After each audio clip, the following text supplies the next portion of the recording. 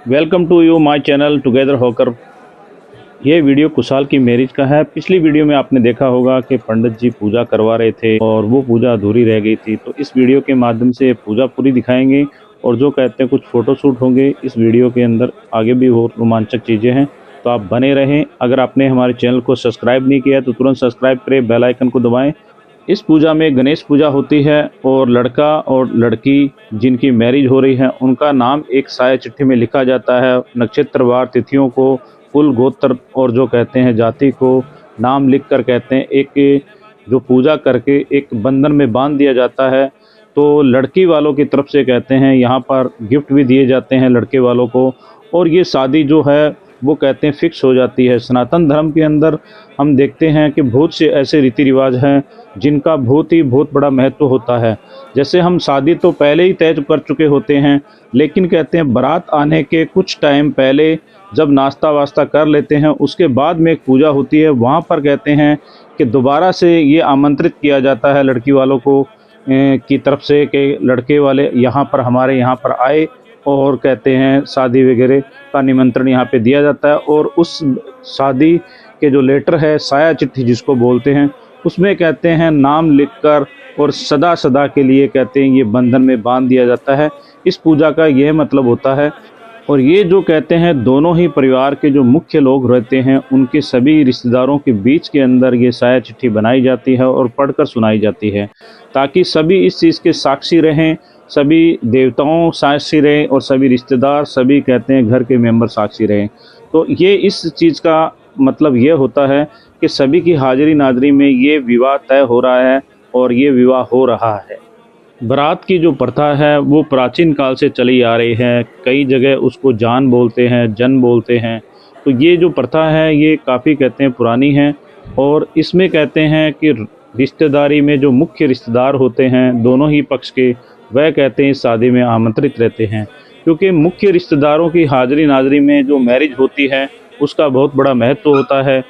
और वो इस मैरिज के, इस शादी के साक्षी भी रहते हैं। इस वजह से बारात की ये प्रथा चली होगी। मेरे मायने में कहते हैं इस वजह से ही ये बारात की प्रथा प्राचीन काल से चली आ रही है।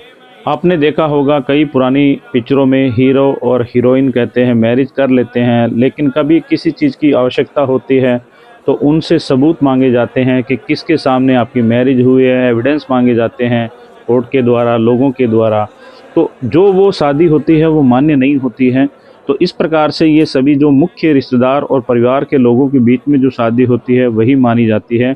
आपने कई पिक्चरों में देखा होगा।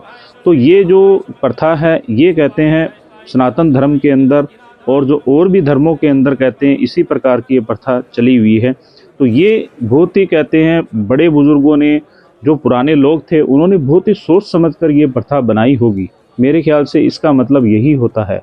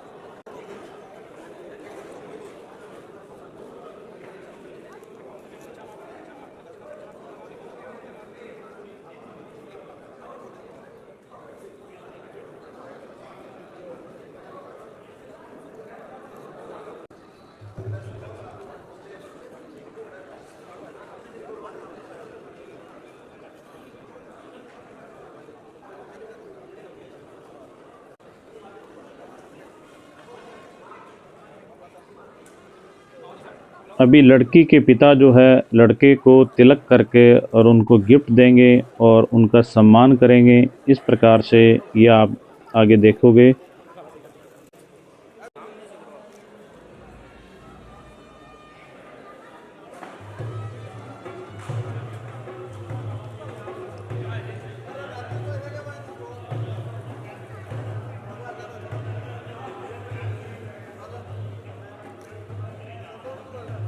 बैठ जाओ पंडित, बैठ जाओ। इससे आगे एक छड़ी को तैयार किया जाएगा, उसे मौली वगैरह बांध कर कहते हैं तैयार किया जाएगा। और जब लड़की वालों के घर पे जाएंगे तब कहते हैं इसी छड़ी से कहते हैं तोरण वगैरह मारा जाएगा, ताकि कहते हैं सभी को आभास हो जाए कि ये लड़का इस घर का जो कहते हैं जवाई बनने जा रहा है और इस लड़के की शादी आज इनकी लड़की से है।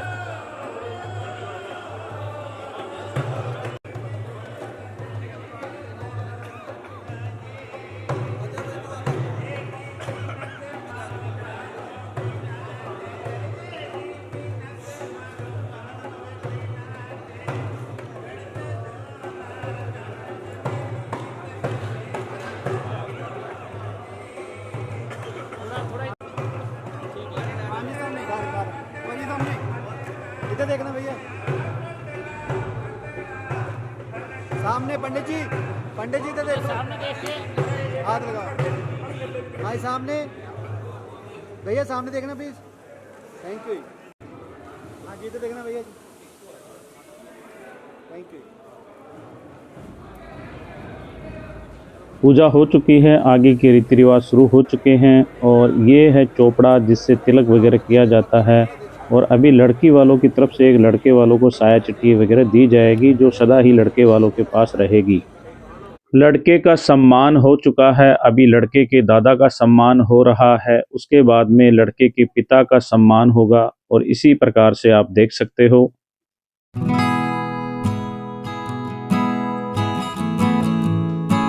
इसके बाद में कहते हैं लड़के के चाचा का सम्मान होगा और रिश्तेदारों का सम्मान भी होगा। और जिस साया चिट्ठी की बात कर रहा था वह साया चिट्ठी ये है। अभी लड़के के नाना का सम्मान होगा, इस प्रकार से आप देख सकते हो।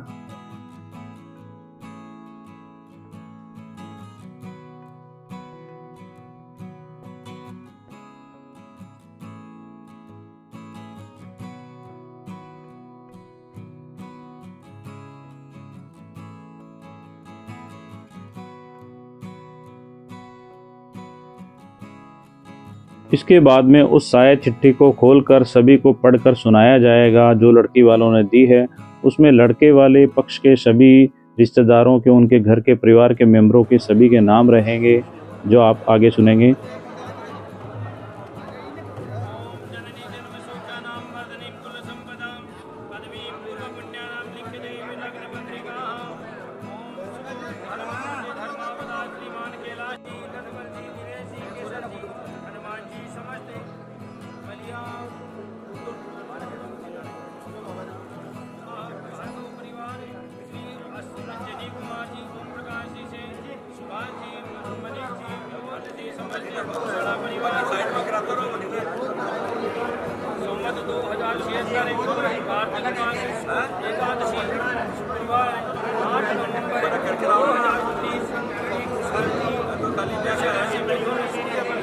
और लड़का अपनी पगड़ी के कहते हैं 2 सेवरे, राजस्थानी भाषा में सेवरे बोलते हैं, तो वो बांध के लेके आता है। और यहाँ पर क्या है, पटले के सामान के साथ में जो ड्राई फ्रूट लड़की वालों को दिए जाते हैं लड़के वालों की तरफ से, उनके साथ में एक सेवरा भी दिया जाएगा। और लड़की के लिए जो बढ़िया से बड़ी कपड़े जो लेके आए हैं वह भी दिए जाएंगे। और जो कपड़े लड़के वालों की तरफ से लाए जाते हैं लड़की के लिए बेस्ट डिजाइन करके, उन्हीं कपड़ों को पहनकर लड़की लड़के के साथ में लावे फेरे लेती है और शादी उन्हीं कपड़ों में होती है। कई वेडिंग में और कई शादियों में, कई जगह की शादियों में आपने देखा होगा कि लड़का और लड़की कहते हैं कि रेंट पे कपड़े लेते हैं और उन कपड़ों में मैरिज वगैरह होती है। लेकिन हमारे राजस्थानी कल्चर के अंदर कहते हैं नए कपड़ों में ही मैरिज होती है, जो लड़की के लिए लड़के वाले पक्ष लेके आते हैं और लड़का अपने लिए भी कहते हैं कि खरीदता है, तो उन्हीं कपड़ों में कहते हैं मैरिज होती है। कि रेंट के ऊपर लिए हुए कपड़ों में हमारे यहाँ पर मैरिज वगैरह नहीं होती है। और यहाँ पर कुछ फ़ोटो शूट हो रहे हैं और यहाँ पर कहते हैं कई रिश्तेदार जो आए हुए हैं वह कहते हैं लड़के को शगुन भी देंगे, क्योंकि शायद इनको जाना होगा इस करके वो जल्दी शगुन दे रहे हैं। तो कुछ शगुन देंगे पैलेस के अंदर, कुछ जहीं पे भी टाइम मिले वहीं पे शगुन दे देते हैं। तो इस प्रकार से ये आप देख सकते हो। अभी लड़का मेकअप करके दूसरे कपड़े पहनेगा और उसके अंदर ही लावे फेरे वगैरह करेगा। और भांजे की शादी हो और हमारी एंट्री ना हो, ऐसा नहीं हो सकता। ये आप देख सकते हो।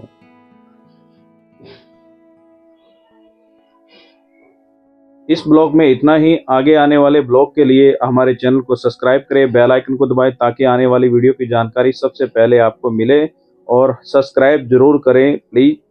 बहुत बहुत धन्यवाद, आपने यहाँ तक इस ब्लॉग को देखा है, बहुत बहुत धन्यवाद।